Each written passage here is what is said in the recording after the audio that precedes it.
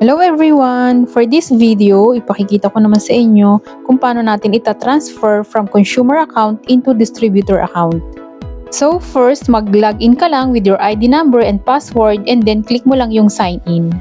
And pag nakita mo yung pangalan mo, just scroll down and i-click mo lang yung business account. And after that, you will need to insert again your password and then click confirm. And now you are inside your business account. In your right side, kailangan mo lang i-click yung switch request and you will see a new pop-up. After the administrator's approval, it will be converted to a distributor. So, i-click mo lang yung confirm. Next step is to insert the code na pinadala nila sa iyong email address to identify your verification and then i-click mo lang yung confirm.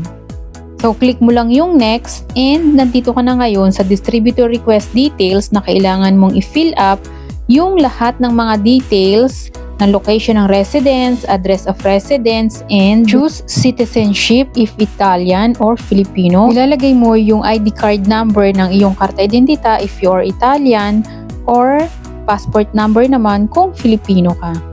And dito naman sa tax number, ang ilalagay natin ay yung Codice Fiscale. For this last step, file attachment, front of ID ng karta identita mo kung ikaw ay Italian at passport naman kung ikaw ay Filipino. And then, front side of tax which is yung picture ng iyong Codice Fiscale and additional documents na kailangan is yung picture ng ating permit of stay, front and back kung ikaw ay isang Pilipino. And then lastly, click mo lang yung confirm. And that's it. Makikita mo na yung requested date and after 24 hours, makaka-receive ka sa iyong email ng confirmation from consumer to distributor account.